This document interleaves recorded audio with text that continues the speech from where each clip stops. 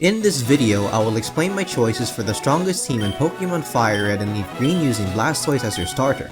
This team defeated every required trainer from Brock all the way to Blue without any extra grinding, finishing the game with a level cap of 38 and an average level of around 35.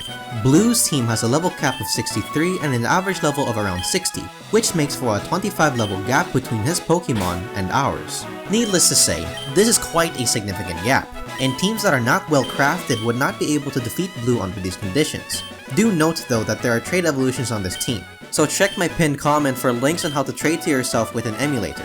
I am DFuego, and this is the strongest team for Pokemon FireRed and LeafGreen using Blastoise as your starter.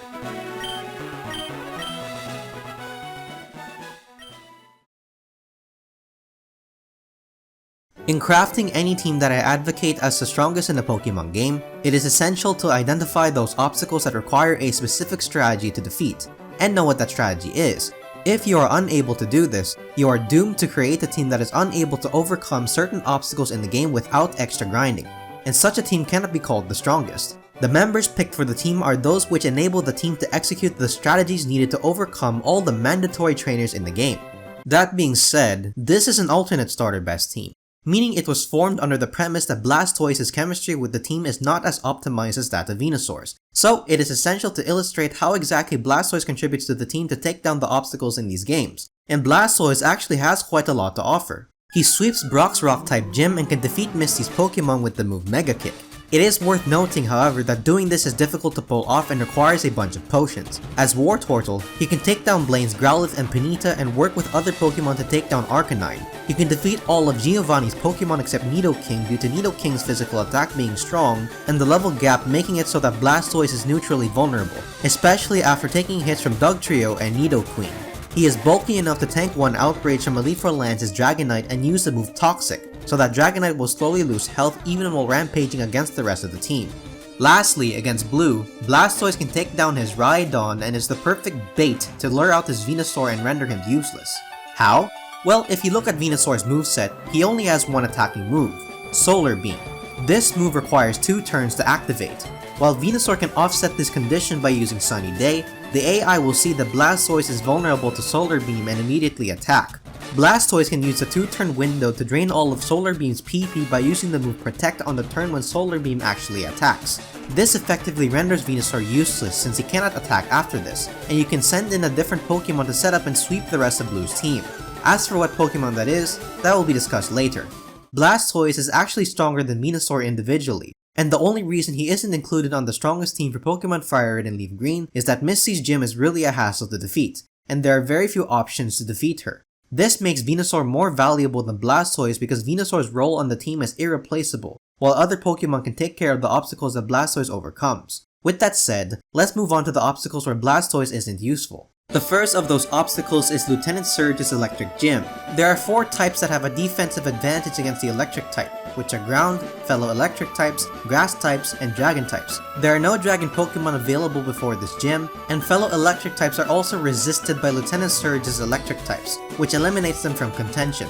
Outside of Lieutenant Surge, Grass types are strong against Giovanni's Rhyhorns and Dugtrio, Elite Four Bruno's Onixes, and Blue's Rhydon. However, Blastoise is strong against those Pokemon as well, so the Grass type is redundant for other obstacles in this game. That leaves us with the Ground type.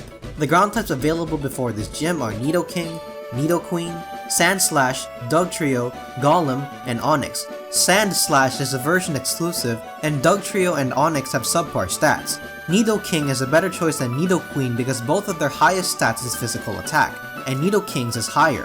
This leaves us with Nidoking and Golem. Picking between these two is a matter of knowing which is more effective for taking down other obstacles in this game. Nidoking is strong against Erika's Tangela, Koga's Muck, Blaine's Growlithe and Ponyta, and Elite Four Agatha's Arbok. Golem is strong against Koga's Muck, Sabrina's Venomoth, Blaine's Growlithe, Ponyta and Rapidash, Elite Four Agatha's Golbat, Elite Four Lance's Aerodactyl, and Blue's Pidgeot. Golem contributes to defeating more obstacles in this game than Nidoking, so Golem is the best choice to defeat Lieutenant Surge's gym. Up next is Erika's Grass Gym. Grass has a lot of weaknesses, so picking the right Pokemon for this gym requires a careful analysis of the other obstacles in this game. The types that are super effective against Grass are Fire, Flying, Ice, Poison, and Bug. Fire types are only strong against Blue's Venusaur after this gym, but Blastoise already takes care of Venusaur by draining his PP for Solar Beam. Flying types have an offensive advantage against Elite Four Bruno's fighting types, but with a level gap of 10 to 15 levels, no flying type can one-shot them. And 2 of Bruno's Pokemon have rock coverage moves which will one-shot those flying types. Ice types can be used against Elite Four Lance's Dragonairs, but there is another Pokemon better equipped to take them down that also contributes to other obstacles in this game. Poison types provide no offensive advantage against any Pokemon after this gym. Lastly, the only bug types with decent stats are Scyther and Pinsir. Pinsir learns no bug type moves, and the strongest stab move Scyther learns is Silver Wind through breeding, which only has a base power of 60, and such a move isn't strong enough. As you can see, none of the types strong against grass have a significant contribution to defeating the later obstacles in this game. However, if you take a more careful look at Erika's Pokemon, you will notice that 2 of them have the secondary poison type. The grass type cancels out the poison type's weakness to ground types, but it remains weak to the psychic type. In addition to Erika's gym, psychic types are strong against Koga's poison gym and when used properly can make an impact against Elite Four Agatha's poison types. The psychic Pokemon is also the one you will use to sweep the rest of Blue's team after Blastoise drains Venusaur's PP for Solar Beam, because of the moves Calm Mind and Double Team, which maximizes special attack and evasiveness and creates a situation where Blue's Pokemon can rarely hit them, and also quickly get taken out. The psychic Pokemon available before this gym are Mr. Mime, Hypno, Jinx, and Alakazam. Honestly, any of these Pokemon would do the job because they all can learn Calm Mind and Double Team. So pick the option that is your favorite and have fun with it. After this is Sabrina's Psychic Gym. This gym is strong because it deals a lot of neutral damage to most types. There are 3 types that are offensively powerful against Psychic, which are Dark, Ghost, and Bug. There are no Dark type Pokemon in this game, and there is only one Ghost Pokemon, which is Gengar. Gengar's secondary type is Poison, which is weak to Psychic types, and this is a problem because Gengar would be outsped by Sabrina's Pokemon due to the level gap between them, which therefore ensures that Gengar will lose. As for the Bug type Pokemon, none are viable for the same reasons I mentioned earlier. To defeat Sabrina, we need a Pokemon that can withstand multiple neutral attacks while dealing damage. There are 2 Pokemon which fit these criteria due to their bulk, which are Chansey and Snorlax. Chansey can Toxic Stall Sabrina's Pokemon, while Snorlax deals physical damage to Sabrina's Pokemon which have weak physical defense. To determine which is better, let's take a look at their viability against other obstacles. Chansey can also Toxic Stall Elite Four Lorelei's Ice-type Pokemon except for Lapras, as well as Blue's Alakazam. Her ability to contribute is rather limited due to her abysmal physical defense. Snorlax can sweep Elite Four Lorelei due to not getting one-shotted by Lapras' Body Slam. He can also sweep Elite Four Lance's Dragonairs after they have been locked into Outrage by using the moves Amnesia and Belly Drum, which maximize special defense and physical attack. Chansey cannot defeat them despite her superior special defense because they have the ability Shed Skin, which heals their status condition. Also, it takes many turns to Toxic Stall, which makes it more likely that the Dragonairs will be set free from using Outrage and will use a physical attack. With Snorlax, once Belly Drum is set up, he will one-shot them with the stab move.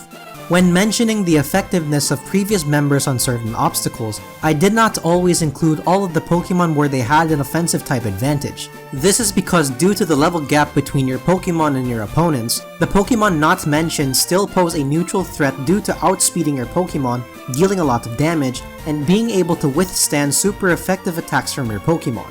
In order to deal with these type of Pokemon, it is essential to have a Mon that can withstand neutral attacks and set up an advantageous situation for your team. Chansey cannot do this because of her vulnerability to physical attacks. On the other hand, Snorlax can withstand some physical attacks and also has access to the move Yawn, which puts the opponent's strong Pokemon to sleep and creates a situation where it is safe to use a different Pokemon to take them out. This makes Snorlax also useful against Blaine's Arcanine, Elite Four Agatha's Gengars and Arbok, and Elite Four Lance's Gyarados. Snorlax is the strongest Pokemon to defeat Sabrina's Psychic types. Our final 2 Pokemon will be decided based on what is needed to take down Elite Four Bruno's Hitmonchan, Hitmonlee, and Machamp. All 3 are strong physical attackers, which makes them neutral threats to all our Pokemon, including the Psychic types because their defenses are not so great. The Pokemon to take them out is one that has an immunity to fighting type moves, which is Ghost, and there is only one Ghost type in this game, which is Gengar. Gengar can put all 3 Pokemon to sleep with the move Hypnosis and has access to the move Dream Eater, which is super effective against fighting types and recovers HP while they're asleep. This is important because Gengar has access to a more lethal move, which is Curse. That move deals damage to Elite Four Bruno's Pokemon each turn, but it costs half of Gengar's health. Dream Eater recovers the lost HP. The move Curse also makes Gengar strong against any other Pokemon that are asleep, making him a neutral offensive threat that works well with Snorlax's yawn in tight situations caused by the level gap between your Pokemon and your opponents. He works particularly well with Snorlax to take down Elite Four Lance's Gyarados because he has access to the move Thunderbolt, which takes out Gyarados in 2 turns. Gengar is the offensive weapon best suited to take down Elite Four Bruno's fighting types. However, Gengar's defenses are pretty bad, which makes him vulnerable to the coverage moves of Elite Four Bruno's Pokemon. These moves are physical attacks, which means they can be accounted for by a Pokemon with the ability Intimidate. The Pokemon with Intimidate in this game are Arbok, Arcanine, Gyarados, and Tauros. To enable Gengar to switch in for free, we need to bait Elite Four Bruno's Pokemon into using a fighting type move, and the best way to do this is to use a Pokemon that has a type weakness to fighting types. Tauros' normal typing is weak to fighting types, which makes him the best Intimidate user to weaken the physical attacks of Elite Four Bruno's Pokemon and set up Gengar. And there you have it, the strongest team for Pokemon FireRed and LeafGreen using Blastoise as your starter. I have a couple of more teams that are awaiting a video, so stay tuned for when those come out. If you think you have a better team for Blastoise, drop it in the comments section below for a chance to be featured in my upcoming Best Team series. That's pretty much it for this video, thanks for watching. DFuego, signing out.